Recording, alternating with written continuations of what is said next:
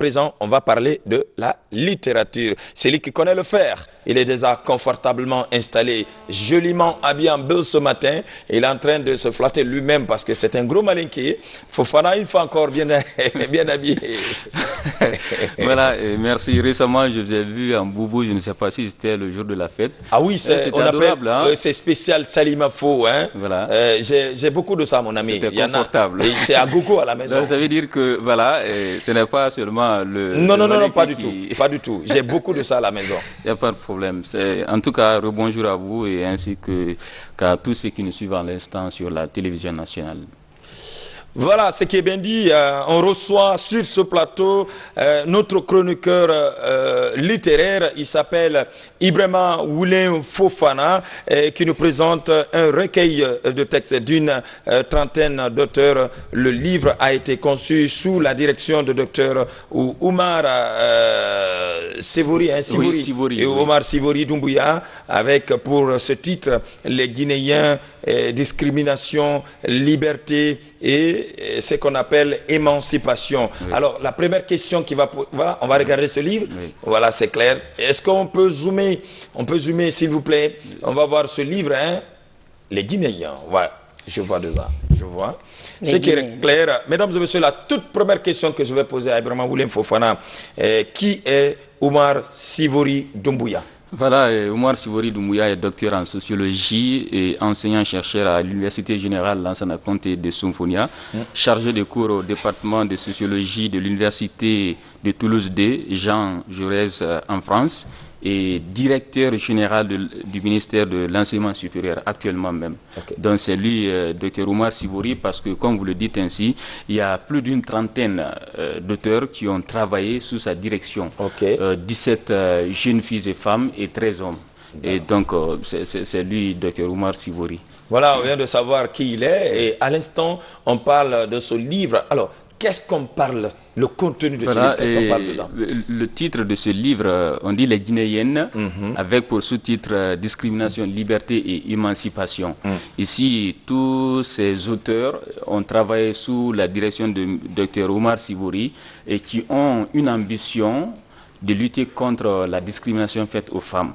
Parce que ces auteurs ont les mêmes ambitions. Et si vous prenez Dr Oumar Sivory, on a dit, il est docteur en sociologie, c'est quelqu'un vraiment de plus belle lurette qui se bat corps et âme dans le cadre de la promotion des droits des femmes.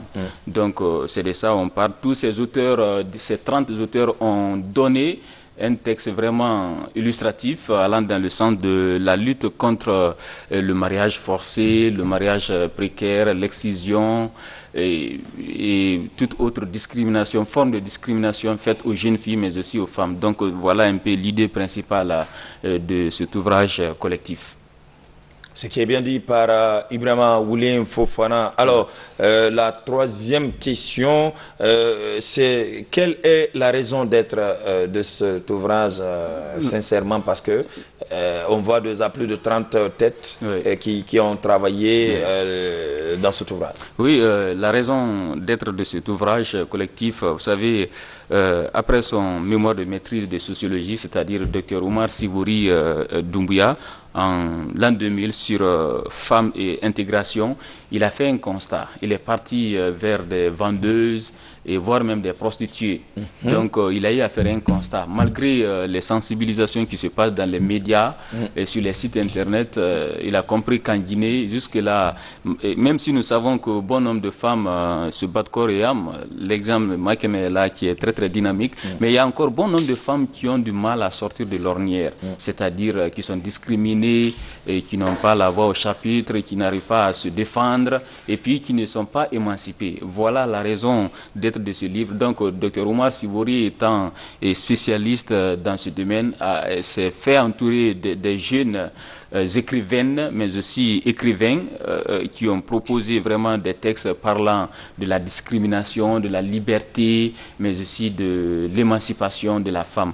Il faut comprendre que auprès des Guinéennes, parce que le titre c'est les Guinéennes, il y a deux autres femmes africaines qui ont accompagné voilà, les Guinéens dans ce travail, à l'image par exemple de Fatou Kounta, qui est diplômée d'un master en finance. Il y a aussi Sinam Bengue, ces deux sont sénégalaises. Alors, vu l'importance du thème débattu dans ce livre, ces deux ont accepté d'accompagner M. Dr Sivori et son équipe.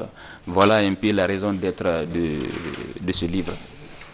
Voilà, en tout cas, merci une fois encore à toi, Ibrahima William Fofana. Vous avez compris le titre, les Guinéens, quelque part en bas. Les Guinéennes, hein? Les Guinéennes, oui. Tout à fait en bas, sous-titré, discrimination, liberté, émancipation. Oui. Alors, peut-être résumé d'un texte illustratif, oui. Le texte de Aïcha Madada Silla, intitulé Kadia de l'enfer au paradis. Faites-nous le résumé de ce texte. Voilà, d'abord, Aïcha Madada Silla est auditrice en master droit privé fondamental à l'Université générale d'Ansana Conté de Soufounia. Vous savez, il y a plus de 30 textes dans ce recueil de textes, parce que c'est un livre qui a été écrit par bon nombre de personnes. On ne peut pas parler de tous ces textes, mais moi j'ai juste pris un texte illustratif afin de dire un peu ce qui se passe dans nos communautés, même dans certaines villes. Et ici, dans ce texte de Aïcha Madada Silla, il y a une fille qu'on appelle Kadia. Donc, parce que là, vous avez noté de l'enfer au paradis. Et la fille vivait dans un village du nom de Dimi, à 800 km de la côte ouest de la ville qu'on appelle Yagibade. Donc, c'est une ville, mais dans ce village Dimi, il y avait vraiment de la pauvreté, de problèmes d'électricité, de manque d'eau, y compris de violences faites aux femmes.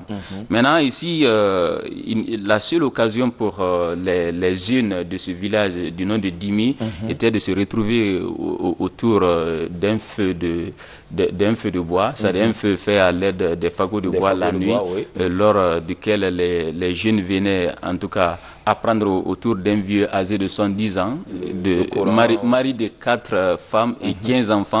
Mari de 4 femmes, 15 enfants. 15 enfants, oui, qui leur racontaient de belles histoires. Donc c'était leur seul moyen d'apprendre. Il n'y a pas de télévision dans ce village, pas d'internet, pas d'école. Est-ce que vous comprenez? Mais la fille Kadia dont il s'agit, nous allons aller un peu plus vite, au retour de la nuit, va s'échapper voilà, d'un viol collectif. Parce que les jeunes vont tenter de l'arrêter, mais finalement elle sera sauvée par un autre jeune du nom de Khalifa. Maintenant, rentrée à la maison, elle passera par les voies et moyens afin de rentrer dans sa case sans que son oncle ne la regarde. Parce que tout simplement son oncle, un certain Moussa, la fille vivait seule avec son oncle dans ce village du nom de Dimi. Et le matin, qu'est-ce qui s'est passé quand l'oncle ne l'a pas vu, lui demande mais où tu étais la nuit? Moi, je cherché, je ne t'ai pas vu. La fille était de retour du puits. C'est ainsi que l'oncle va la prendre, la jeter sur une natte dans la case, enlève sa ceinture et abuse d'elle. Est-ce que vous comprenez ce que je vais dire par là? Et elle était seule avec son oncle dans ce village.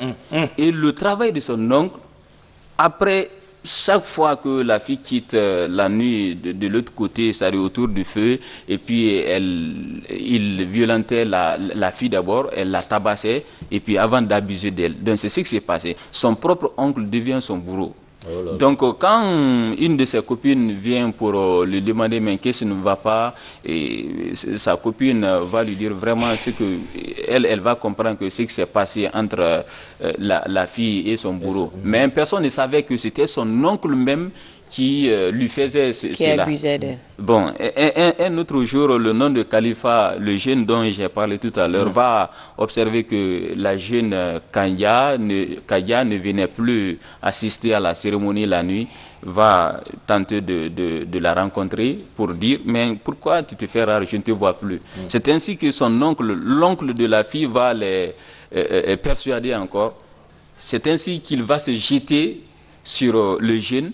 Il a essayé de donner un coup à Kadia. C'est ainsi que le jeune Khalifa va bloquer son coup, le terrasser et l'amener dans sa case, la frapper.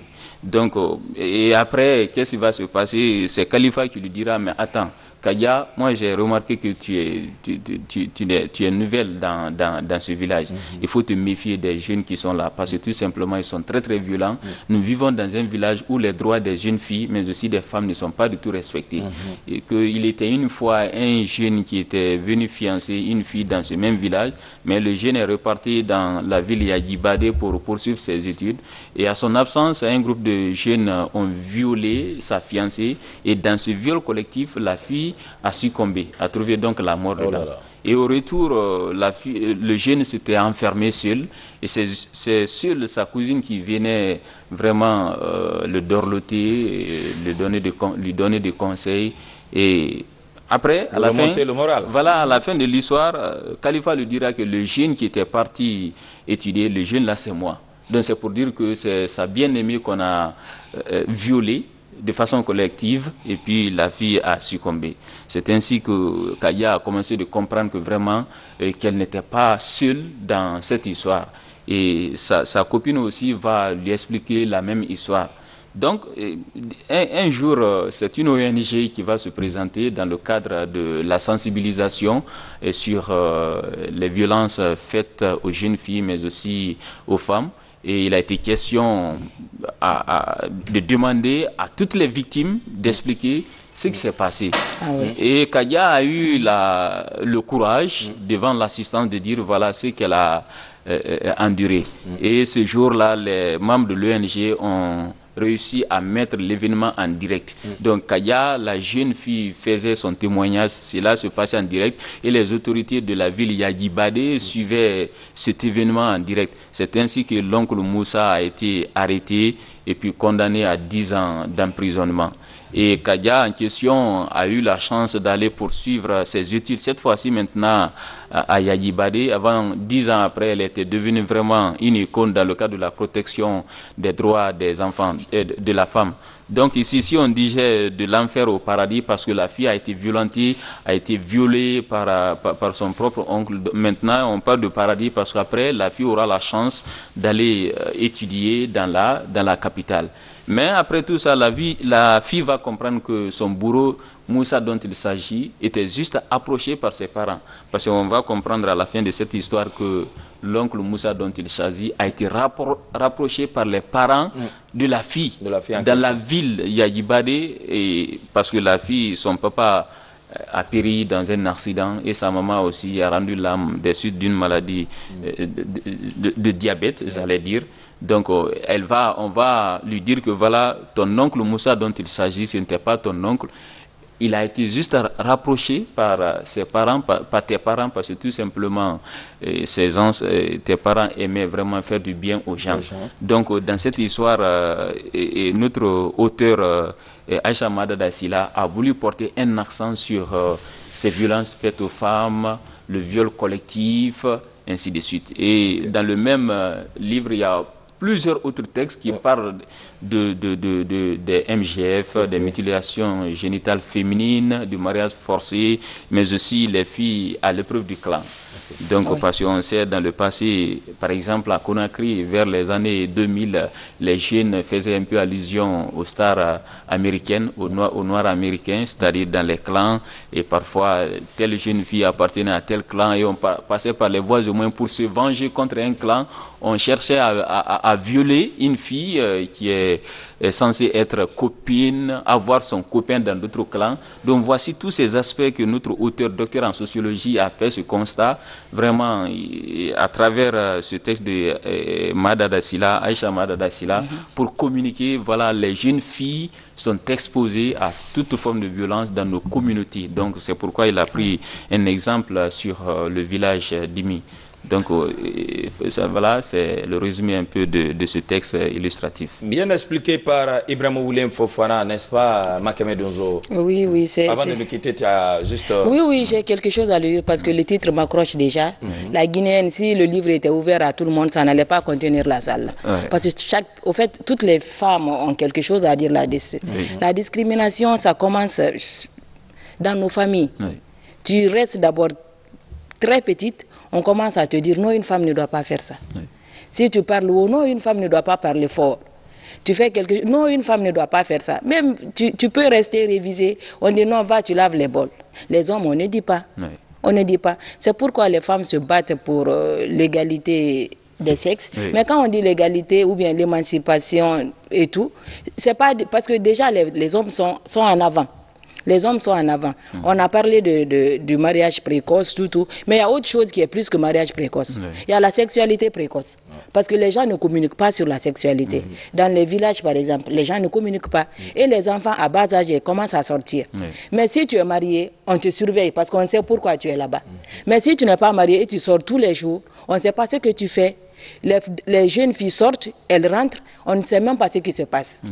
Après, c'est des problèmes, c'est des grossesses précoces. Évidemment. Et tout, non désirées, et il y a des avortements qui vont suivre, et ça cause assez de dégâts. Franchement, le titre, ça m'accroche, ça me séduit déjà. C'est intéressant, il y a Mamoudou BCBG qui dit sincèrement, l'histoire est intéressante, ce que tu viens d'expliquer tout à l'heure. On aura l'occasion d'en parler un peu plus. Makeme Dozo, merci d'être passé ce matin. Merci beaucoup. Parce qu'on va recevoir Aïcha Kader Silla et bien de choses à toute la famille. Espérons que les autres chefs de quartier, chefs de secteur vont prendre l'exemple de tonton Sidibé. Ah oui, merci beaucoup. Merci vraiment. Allez, on va te libérer tranquillement. Alors, rapidement, votre dernier mot avant de nous quitter en beauté. Voilà, ici, je vais rejoindre un peu Dr Sivori Doumbouya, qui dit que la Guinée a accédé à son indépendance depuis 1958. La Guinée n'a jamais eu de femme présidente de la République, et non plus de Premier ministre. Donc, si, avec cette gouvernance des hommes, et si dans le passé les hommes ont pu faire développer la Guinée, on pouvait comprendre que les femmes n'ont pas leur place dans le développement de notre pays. Mais dès lors qu'il y a encore beaucoup de manquements dans nos différentes sociétés, donc il est important de redorer l'image de la femme dans nos différentes sociétés.